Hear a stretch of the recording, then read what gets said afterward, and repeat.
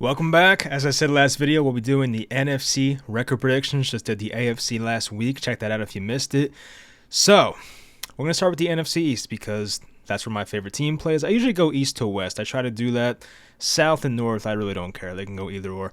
So, NFC East. In 2022, the Eagles ran the whole division. They were pretty much undefeated for half the year. They finished 14-3. The Cowboys were 12-5. People forget. I know they always suck in the playoffs, but 12-5 is a very good year. My Giants were 9-7-1. That's surprising playoff berth by them and playoff victory. The Commanders were 8-8-1, and I could see a similar finish this year. So hint, hint. Anyway, I'm going to start with the Philadelphia Eagles in first place. Their over-under is 11.5 wins. I have them at 12-5. I'd hate to sound like a hater, but there are some real concerns with this team, in my opinion. I still think they'll be above the 11.5 win total, but my concerns are, number one, the Super Bowl hangover, which I think is proving itself year after year is kind of a real thing. I always think back to that Panthers team that lost in the 2015-16 Super Bowl to Von Miller and Peyton Manning, that Broncos team. And the Panthers the next year were not good. They missed the playoffs, I believe. The Falcons, after blowing the 28-3 lead, I believe they made the playoffs the next year, but they were not nearly as sharp as they were the year before. Even last season, the Rams, they won back in 2021. 2022 for the Rams was awful. I mean, there were injuries, of course, but they were 5-12. That's pretty terrible for a defending Super Bowl champion. So there's that. There's also the fact that the Eagles lost both of their coordinators. Their offensive, defensive coordinators took head coaching jobs with the Colts and the Cardinals, so that's concerning as well. And they lost some good players, like TJ Edwards, Javon Hargrave, Chauncey Gardner-Johnson, Miles Sanders, probably some more I'm forgetting. There are good players that left this team during the offseason. They did add a lot to their running back room. Rashad Penny, who some say might be on the roster bubble, I don't know, but they also added DeAndre Swift.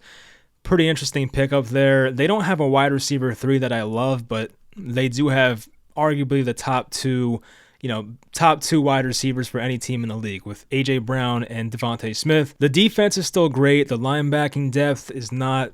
It's probably the one concern about that defense, but aside from that, they look very strong defensively.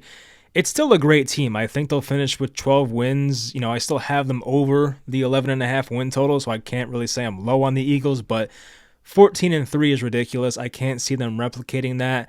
Maybe Jalen Hurts gets better. He's shown the past 3 years that he has gotten better every single year. It's going to be hard to improve off that season he had last year where he probably would have won MVP if he stayed healthy, but you never know. So I have the Eagles at 12-5 and in first place. Second place, I'm putting the Dallas Cowboys. I have them at 11-6. Their over-under is 9.5, so I have them a game and a half over that. Maybe I'm a bit high on the Cowboys this year. I don't know. They also lost an offensive coordinator. Kellen Moore went to the Los Angeles Chargers. I love that move for them, by the way. So now Mike McCarthy's back in charge of calling plays. I'm not the biggest McCarthy guy. I keep that no secret. Maybe this works. Maybe it doesn't. I don't know, but I'm definitely skeptical about how that's going to go. They added Brandon Cooks and Stephon Gilmore, guys who are veterans. Cooks is still 29 somehow, which just makes no sense. I feel like he's been at least in the league for 10 years. Who knows? Stephon Gilmore, though, early 30s, still played at a very high level, so I do like those pickups. They got better in the trenches. I feel like stopping the run was always an issue for the Cowboys the past few years. They spent a first-round pick on a pure run stuffer, Mozzie Smith, out of Michigan. It's not the highest positional value pick you can make, but it definitely fits a need for that team, and it was a late first-round pick, so it's like, okay, I get it. The weapons are still good. You still have CeeDee Lamb. Michael Gallup should be more healthy now. Brandon Cooks, I mentioned. There's a tight end, Jake Ferguson, people like. And, of course, it's Tony Pollard's season. Tony Pollard is the lead guy now. Zeke is in New England, so we'll see how full-time Tony Pollard goes. I don't think they'll give him 20 touches a game because you want to keep his efficiency, but he'll definitely see the most work he's probably had in his entire career. I don't want to be too hot takey, if that makes sense, but I could see a world where Dallas finishes in first place. I don't want to say that, though, because that just seems very extreme, and I feel like you just want to be different. So I'm not going to be that guy, but I could see a world where this Cowboys team actually finishes above Philly, but I'm not going to predict that. Third place, I have my Giants. I have them at 9-8. The win total is 7.5, which I feel like is pretty disrespectful. I get it. people think the Giants are a bit fluky. I understand. I completely get it. But 7.5 for a Brian Dable-led team. Daniel Jones, who's not turning the ball over anymore. I mean, I don't know. I don't see it. I think the Giants will at least win 8 games. I can't see them being below 8, so I'm not a betting man. Sometimes I am. So I might actually take that bet. I don't know. But anyway, that seems weird. Their offense should be better, especially passing-wise. I feel like last year it was just a lot of design runs with Daniel Jones, a lot of Saquon efficiency in the first half of the year. The offense, passing-wise, should get better. Paris Campbell added. Of course, Darren Waller, who it's been a couple years since Waller's been like a top 5 tight end, but he looks tremendous so far in camp and in his lone preseason game. They also added Bobby Okereke from the Colts. And today, they added Isaiah Simmons for a 7th-round pick, which is like, hey, they got him for free. That's awesome. He was a former top 10 pick not too long ago. So that was a great move. I'll get more in depth into that in my next Giants podcast. I'll probably make that I don't know, sometime next week. I have a bunch of fantasy football drafts, so not the most time in the near future, but I also have a fantasy football video coming out soon. I try to make an annual fantasy football video. I probably will release that on Saturday night, maybe Sunday morning, somewhere around there. Anyway, Daniel Jones in year 2 of this scheme, that's always good because you see quarterbacks sometimes make a leap. I talked about the Falcons 28-3 team. That same season when the Falcons had the best offense in football, that was Matt Ryan's second year in Kyle Shanahan's scheme. So sometimes you see quarterbacks just blow up out of nowhere, and hopefully Daniel Jones can be that same way. Jones was good last year. He wasn't great, but definitely good enough. Could he be great? I mean, maybe. There's definitely another level he could get to as a passer.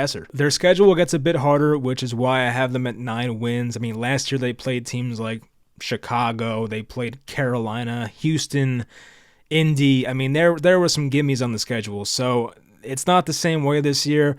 They do have a week 2 game against the Cardinals where I have a lot of confidence in that. But aside from that, every Giants game should be highly competitive. So great coaching staff, a quarterback improving, adding to the defense, adding to the weapons. This should be a better team. Yeah, there are some offensive line concerns, but I have the Giants at 9-8 in 2023. The Commanders I have at 7-10. They're over-under 6.5, so I do have them over. I have every team over, don't I? I just realized this. I do have every team over. Well, that's probably not going to happen, but hey, maybe I just like this division. I don't know. I was thinking about putting the Commanders at 6 wins because this Terry McLaurin injury with his toe is not making me feel good. If he's gone, yes, I like Jahan Dotson a lot. They get their tight end back, Logan Thomas. I cannot remember his name for the life of me. But I could see where this season goes off the rails for them. I could see Ron Rivera being the first head coach fired. I guess there were some rumors about him being fired last year. He stays, so I feel like his leash is kind of short at this point. Their offensive line is definitely not the best. They have veteran Charles Leno. I like Sam Cosmi, but I feel like the rest of the offensive line is not that reliable. Sam Howell is definitely big for this team. If he's great, then yeah, maybe they flirt with the wild card. But if Sam Howell's average, which is kind of what I expect, this probably will be a below 500 team. So I feel like 7-10 is fair, maybe even 6-11. Howell does have some interesting tools. He played very well in the preseason the other day. So maybe he's great and takes the league by storm, and the Commanders are awesome, but I feel like the most likely outcome is this is probably a below-average team. Next, the NFC South in 2022. Nobody was above 500. The Buccaneers 8-9 made the playoffs. We had 3 teams at 7-10. The Panthers, the Saints, and the Falcons in that order. This year, though, if you watch my channel, I hyped up this team probably a couple weeks ago, the Atlanta Falcons. No, I don't think they're a Super Bowl contender, nor do I think anybody in this division is a Super Bowl contender, obviously. But I had the Falcons in first place at 9-8. Their over-under's 8.5. I just think they have a formula to win in the regular season. They have a great running game, a great offensive line, a quarterback who will not be asked to do a whole lot, an easy-ass schedule, and their defense, yeah, it's not that good. but if they're average, I can see this team probably having 9 wins. So I'm hoping for an average defense here from the Falcons, who they did make some defensive improvements, obviously, with Jesse Bates especially, even Jeff Okudah, if he can return to the player he once was. So they do have the talented secondary. They have talented weapons, of course. 3 drafts in a row of skill position players. Kyle Pitts. They had Bijan this year. Drake London last year. Drake London, by the way, is awesome. Drake London, after this year, maybe it's a hot take, maybe it's not, might be recognized as like a top 10 wide receiver in football. Maybe that's like a well-known thing. I don't know. But still, their linebackers are not good. Definitely concerns me. But they have really good defensive tackles. Calais Campbell, who's way up there in age now, but still playing at a high level. And, of course, Grady Jarrett. So running up the middle against them, probably not a good idea. But their linebackers, once again, are very concerning. They have the weapons offensively to be good enough. So, I do kind of like Arthur Smith scheme-wise. He doesn't seem that smooth with the media, but scheme-wise, I like Arthur Smith. So I'll have this Falcons team at 9-8, taking first place. Second place, I have the Saints. I have them at 8-9. So their over-under is 9.5. So I have them a game and a half under that. I just never been a Derek Carr guy. I think I've said that over the years as well. He is better than Jameis Winston. I'll give him that. But I think there is a lot of concerns, especially coaching-wise. Like, I don't really know what the appeal with Dennis Allen is and why he's still the coach there. I get why he was last year because, it's a last-minute thing. Sean Payton left us. Let's just make this guy who was our defensive coordinator head coach. He knows everybody here. But, you had a full offseason, and they still brought him back. And his lifetime record as a head coach from the Raiders and last year combined is 15-38. I mean, the guy's not good. I don't know how much more the Saints have to see here. But whatever. I love Chris Olave. He'll probably be a monster this year with Derek Carr. Love him for fantasy football. Michael Thomas could be back too. I mean, that's how long, I don't know. But when he played last year, he did look good. He had 2 touchdowns versus the Falcons last year in week 1. Kamara's back after week 3, his little suspension. So I could see a world where, the offense is pretty good. But their defense is concerning. The pass rush is not what it used to be. Cam Jordan's 34 now. Davenport went to the Vikings this offseason. They're just not the same defense as they once were. Even Demario Davis is 34 now. They're an average team, but they do play in a bad division, so I can definitely see a path to 9 or 10 wins, but I just don't love their coaching. Once again, not a big Derek Carr guy, so I'm going to put the Saints at 8-9. Third, I have the Buccaneers at 6-11. Their over-under win total is 6.5. I have a lot of unders in this division, except for the Falcons. But yeah, I have the Buccaneers 6-11. Baker Mayfield listed as the quarterback 1. It's not too exciting. I mean, I like Baker, of course, but I just don't think he's that good anymore. Maybe he surprises us, but, the Buccaneers are another team that don't have great coaches. Todd Bowles is still there. Their OC, I've never heard of the guy. It's some young guy from Seattle, so maybe he's young, innovative, and has a great offense. I don't know. But Seattle sometimes has some bad offensive habits too. I don't know. That's kind of a wait and see, but at least there's some upside there. But he does have 2 good receivers. 2 really good ones, and Chris Godwin and Mike Evans. Of course, Evans has that 1,000-yard streak on the line. Going to be tough this year to prolong it without Tom Brady and without Jameis Winston throwing the ball 600 times per year. So we'll see if that prolongs there for Mike Evans. They still have some good defenders on this team. A lot of guys from the Super Bowl are still on this defense. So, the defense is actually pretty good here. I'm actually, kind of high on the Buccaneers D this year. They are moving Tristan Wirfs from right tackle to left tackle, and the offensive line, it looks okay. It's a little concerning in some places, but Tristan Wirfs making that transition is probably the biggest thing for them this year. I mentioned their defense is still underrated in my opinion. You still have Levante David, you still have Devin White. They have Vita Vea still, Joe Tryon, Shaquille Barrett still there, Jamel Dean, Antoine Winfield Jr., Carlton Davis. A lot of familiar names from that Super Bowl team back in 2020. So yeah, that part of the team could still be good. The offense, though, will probably struggle.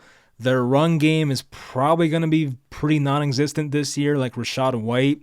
Okay, maybe. They actually have this guy named Sean Tucker. He was a UDFA out of Syracuse, I think it was. He looks kind of good. I would not be surprised if he's kind of a guy for them this year. Maybe a very, very deep sleeper in fantasy. But yeah, that run game might struggle for them. So yeah, I put the Bucs at 6-11. And last, I'm putting the Panthers at 6-11 as well. First year of the Frank Reich regime. I like Bryce Young. He'll probably be a stud at some point, but I just don't know if this will be the year. They need guys like Ike Ekwonu on the offensive line to step up, who, like, yeah, he was okay last year, but, like, needs to be a whole lot better for a rookie quarterback. I was not a fan of the Adam Thielen signing at all. Like, I think that man is beyond washed, and I think he got a pretty good amount of money there from Carolina. I mean, maybe I'm wrong, but I remember being high on Thielen last year, and he just did not show up, and he was in a very good situation there, being the number 2 next to Jefferson, a pretty good quarterback in Kirk, still didn't come through. Miles Sanders was signed here as well. I mean, he's had some exposure to being like a true RB1, and it's been okay, but, like, I don't know. I didn't love that contract either. Their defense is decent. I like their front 7. They have some young guys, of course, still. Brian Burns is the highlighter there. J.C. Horn at corner. He's still 22 years old, so he's a stud. Broke his foot that 1 year, but he's still a stud. Their offensive line is not good, though. Like, that's the thing about this team. And you think about bad offensive line, a small quarterback, what could possibly go wrong, you know? But, like, you know, Young is such an exciting player. I saw him versus the Giants a few, probably last week, whatever it was, when that preseason game was. There was that play where he should have been sacked like 3 separate times, and he got out of it and almost made a great play. So, like, yeah, he's great and can make something out of nothing, but they're going to ask way too much of him at such a young age, being a rookie. I just don't think it's going to happen this year. It might happen in the future. I kind of like the Panthers going forward, but as for 2023... I'm going to put them at 6-11. Next, the NFC North. In 2022, it was the fraudulent Vikings at 13-4. I could say that as a Giants fan, right? Like, okay, I could say that. The Lions were 9-8, almost made the playoffs, made a good second half run. The Packers were 8-9. That was surprising. Of course, they won like 13 games 3 years in a row, but that was disappointing. The Bears, the first overall pick team, they were 3-14. So that sucked. First place, I'm putting the Detroit Lions. 10-7. Their over-under is 9.5. They have 12 games indoors. This is the thing I don't think people realize about the Lions this year, and like maybe I'm just looking way too deep into this stat, but 12 indoor games this year. Jared Goff indoors last season had a 105 quarterback rating and a 24-4 touchdown to interception ratio in 10 games. That man likes the dome. I mean, who doesn't, right? I mean, that's probably a bad, dirty joke. But yeah, Jared Goff probably going to have a good year based on that. So they added good players to the secondary, Chauncey Gardner-Johnson and Cameron Sutton from the Steelers, who was like everybody's favorite offseason signing, it seemed like. David Montgomery comes in to replace Jamal Williams, a little NFC North transitioning of teams there. And I think like Jamal Williams obviously had like a shit ton of touchdowns last year, but of course, overall, I think David Montgomery is a better player. Jahmyr Gibbs, the first-round pick, which I don't agree with, but he's there. He's talented. He replaces DeAndre Swift. So I think they upgraded running back-wise at least. They have a great offensive line. It's been that way for a couple years. I think Amon-Ra St. Brown might lead the league in catches. Like he's in store for a great year. Like with no Jameson Williams for 6 games, and who knows when he'll come back with the hamstring as well. Like, I don't know what's going to happen with him. But Amon-Ra St. Brown should have a monster year. Their defensive line has plenty of depth. They need rookie linebacker Jack Campbell to be good. That was another pick that people were surprised by. I think a lot of people expected him to be like a mid-second round pick. I believe the Lions took him in like the mid-first. So another reach by them potentially. But yeah, I mean, look, the team's been coached well. They're moving in the right direction. There's a lot of high expectations for this team and, of course, for the Bears as well. But I think the Lions, based on the indoor games and Goff probably playing well, they should be a 10-win team. So give me 10-7 with the Lions. The Vikings come in at second place for me. They were, of course, really good last year record-wise. A lot of late victories. Their over-under is 8.5. I have them at 8-9. So a bit under there for me. Their secondary is just really bad. I don't know how else to say it. There's just nothing good about it. Harrison Smith's 34. So like how much longer can he play at a high level? He's already showing signs of declining, but like he's still pretty good. But aside from him, like there's nobody. So I feel like teams against Minnesota, we saw this last year. My quarterback had 2 amazing games against him. Like teams will be able to throw all over the Vikings. I just don't see how that's like not going to happen. The offense loses some juice with Alexander Mattison instead of Dalvin Cook. I don't blame them for letting Dalvin Cook go. Like he's on the wrong side of his career now. Like he'll probably be declining from here on out. But Alexander Mattison is just like he's totally mid. Like he's an average running back, not much explosiveness at all. So he'll be in there, catch some passes, take up some volume, but I don't love their run game this year. But their offense passing-wise will put up numbers. They did draft Jordan Addison in the first round this year. He did get in trouble with the speeding ticket, whatever. He should be fine. He'll be playing. Obviously, Jefferson's probably the best receiver in football right now. TJ Hawkinson was great for them second half of the year when they got him. So, yeah, there are some positives with the passing game, but aside from that, there's really not much to look forward to here. They had a negative point differential last year and still had 13 wins, which is just very fluky. It just shows you they're more of an average team, if anything.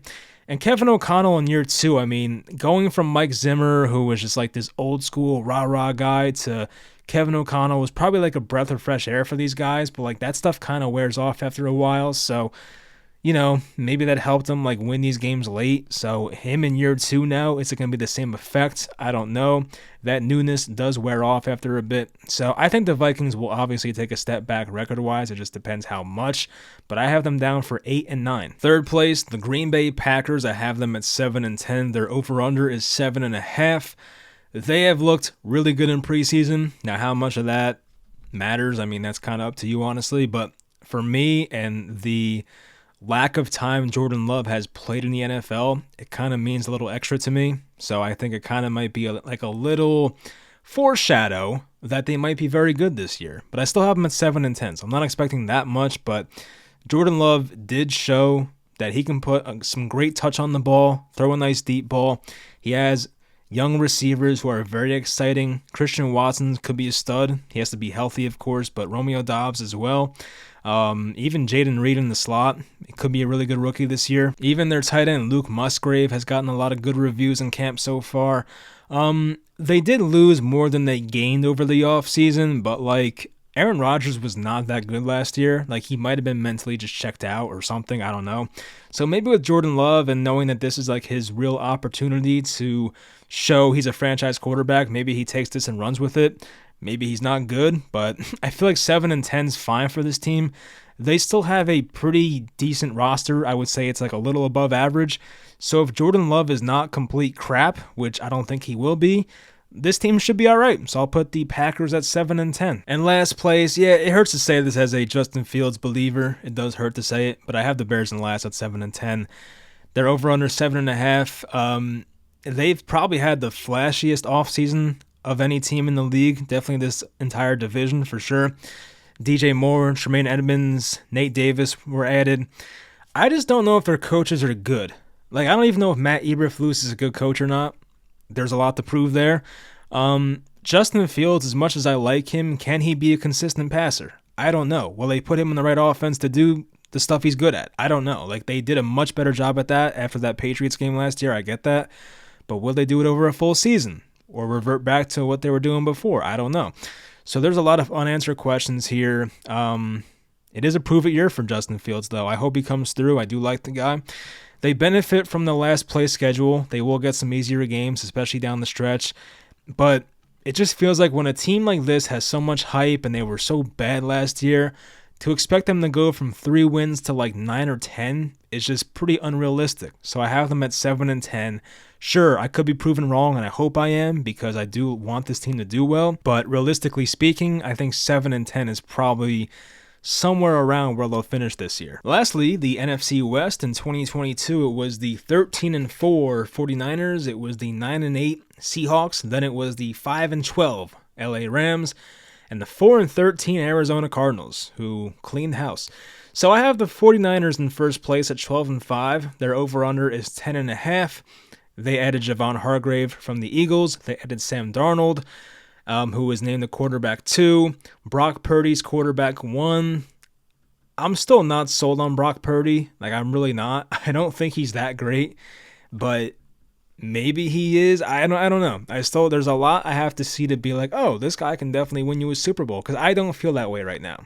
So for the Niners to make it all the way to February, I don't feel great about that. But to win this division, I definitely obviously can see that happening.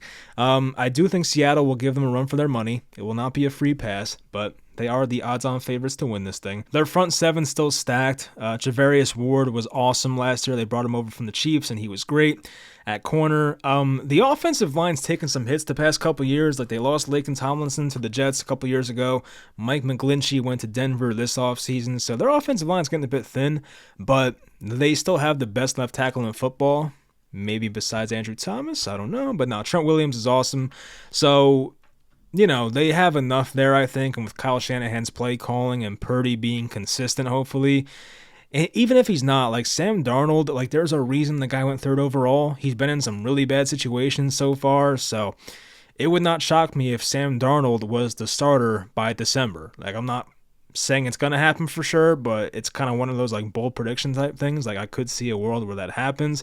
So I'm going to put the Niners at 12-5 this year. Next, I have the Seahawks. And this is funny because when I went through their team at first, I was thinking like, oh, I'm going to put them lower because last year, like, they just got lucky and Geno's not doing that again and blah, blah, blah. But the more I looked at their roster, I'm like, they're actually really good. So I had them at like 8 wins at first. Now I bumped them up to 10. I have them at 10-7. Their over-under is 8.5. I do like this team. Their roster is actually really good. Bobby Wagner's back. He was the number 1 graded linebacker last year. Inside linebacker, I should say. Jamal Adams is back from his injury. I don't know what kind of, shape he'll be in and how he'll look, but maybe he's the same old guy he was with the Jets. Boye Mafe, Uchenna Nwosu, those are good underrated pass rushers right there on the edge for them. And, like, people always talk about, like, what if Geno Smith regresses or gets worse? But, like, what if Geno gets better? Like, what if Geno Smith, we haven't seen, like, the full potential yet? Like, there is a chance as a second year, full-time starter, maybe Geno Smith's actually kind of good. Like, we don't know. His deep ball percentage, completion percentage, his pressure to completion rate was, like, awesome last year. Like, he was really good in a lot of, like, advanced metrics. So you can argue how Geno Smith, what he did last year was not a fluke. It helps having great receivers, of course, and that got better this year, adding JSN in the draft. But still, I think Geno Smith, he might throw some more interceptions this year. I can definitely see that being a possibility.